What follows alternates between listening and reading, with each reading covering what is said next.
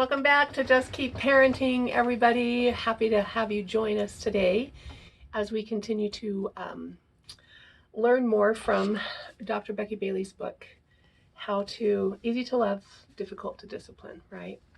The 7 basic skills for turning conflict into cooperation, which I think we can all use as we work with others, as we work with children. And so today we're going to be talking from page 73 and 74 in the book and listing some things that will help us to be more assertive, right? To saying no and being heard.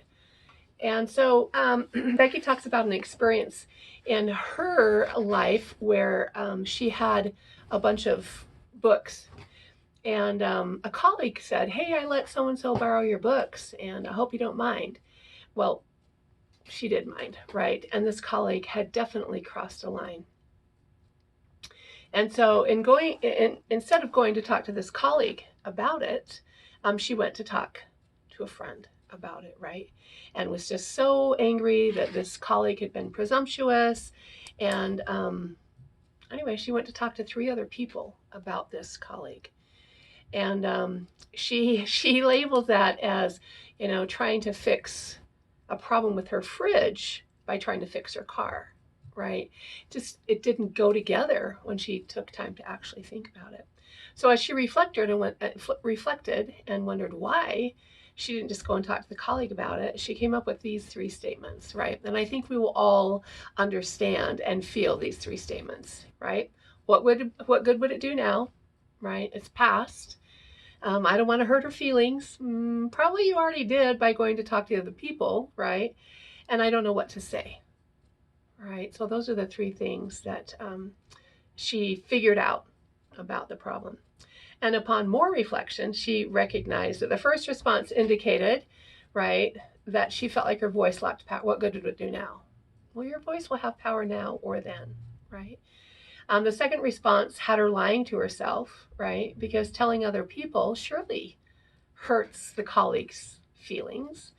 And then the last response, which was I don't know what to say, right? That indicated that Becky lacked a major communication skill, right? Not knowing what to do that. So, as adults, we seldom tolerate this behavior, right, from children. Think about the children in your life, right? He poked me, she hit me, right? And we demand, we say, well, did I poke you? Did I hit you? Right? Go talk to the person that did that to you, right? I so remember as a young teacher saying to my first and second and third graders, did I do that? No, Miss Hawes. And I said, then why are we having this discussion? Go talk to who did it, right? Well, so many times they don't have the words to go and talk to who did it, right? Maybe that hasn't been part of their nurture, right? Maybe that hasn't been part of their environment at home. They're going to take care of problems like they see those problems resolved at home. So they might go punch somebody, right? And so as we work with our children and help them figure out how to go and solve those problems, right? Why are you telling me? Did I hit you? Right? Let's go talk with the person that hit you. And that's where I'm coming from today. I still say to them, okay, so what can we do so that person knows how you're feeling right now? Go talk to them. You want my help to go talk to them? I can go talk with you. Do you want to practice before we go talk to them? Because you can practice with me. We can get your big voice on and you can practice with me, right? So that they feel comfortable in going over, and we call it a big voice from Conscious Discipline. It's not a loud voice, it's specifically a big voice, right? That assertiveness voice, so that the children don't feel or do feel like they have a skill, a strategy to use when they are being bullied, right? If they don't complain to us, right, they fight and bicker amongst themselves, and sometimes it might feel like that's all they do is fight, right? And again, as the adult, we often expect them just to know how to deal with it. We forget that there's a process. And as the adult, we went through that process, but we just assume that our kids are going to like get it from osmosis or by being around us, right? but they don't possess that yet normally, right? If you look back to last week's video about do as I say, not as I do, that makes a little bit more sense, right? We simply can't teach children the skills unless we possess those skills, all right? So as we have conflicts with children or adults, our reactions to those conflicts set the communication patterns that the children are going to follow, right? So if we blow up, there again, going back to last week's video, they're going to blow up. There's a great video that I show in one of my classes. It's kind of hard for some of the students to watch if they've had that kind of, if they've grown up in that kind of environment, right? But it has a child and a parent going throughout life in different situations, and just the reactions, right, that the parents are giving, the child immediately mimics those reactions. We know the power of modeling, right?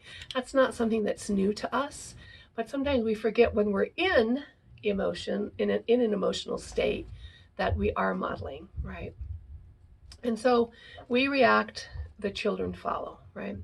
If a child disobeys and I scream at her, right, I'm teaching her to be rude to people who don't do what she asks of them, right? And so being able to say, hey, sweetie, this is what you need to get done, right? And sometimes when we're in our brainstem, we go there quite often, right? That's hard for us to remember.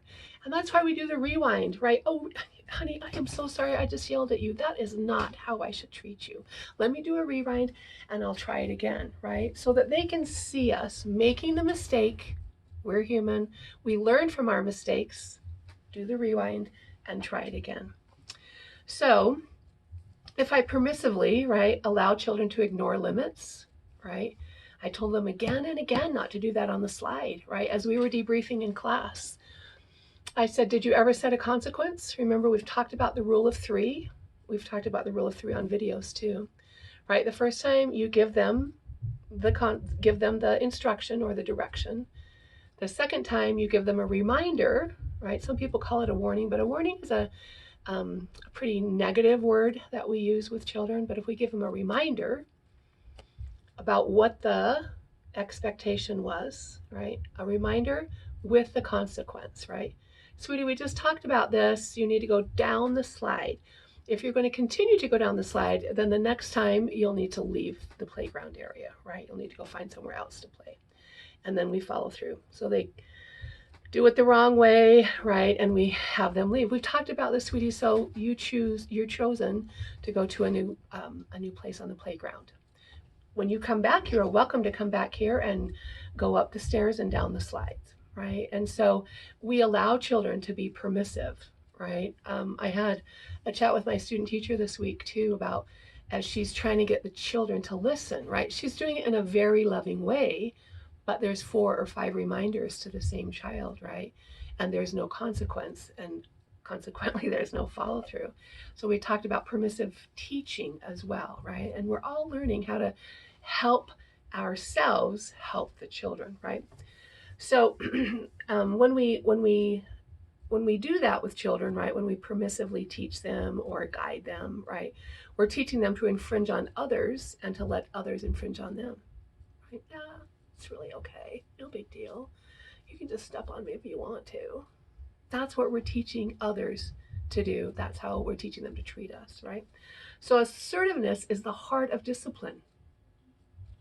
What does that mean, right? So my style of setting limits teaches my children how to set and hold boundaries in all future relationships. Do we let people walk on us? Do we stand up, right? It's not about being mean, right? It's about being heard, right? So we teach others how to treat us in each of our relationships. So think back to your relationships. There may be some relationships where you do stand up for yourself. There may be other relationships where you feel infringed upon or you let them infringe upon you. There may be other relationships where you just don't want to go there because every time you have a communication with this person, you come away feeling awful, right? So if we're doubtful or unsure, we invite other people to boss us around and help us, right? Even when we don't need it. We're teaching them, we're telling them that I'm unsure about this, I don't really know, So they're going to come in and help us, right? When we don't really even need it or want it, right? We need to use our assertiveness to let others know our limits. Nope, I got this. Thank you so much. If I need some help, I'll reach out to you, but I've got to process it a little bit first and then go from there, right? So you're setting those boundaries. Assertiveness lets us set boundaries based on what we consider appropriate, right? It has to be safe, it has to be permissible, right? And so we have to figure out what that appropriateness is. It also teaches us how to say no to our children, and then we are able to say no to others, right? Today, this little boy came in. He has been wanting me to see Hobby Harry videos. He's been talking about it. So I went down to the classroom and I said, hey, when you finish, buddy, have this teacher bring you down to my office and I want you to show me your favorite Hobby Harry videos, right? So there again, trying to make a connection with this child.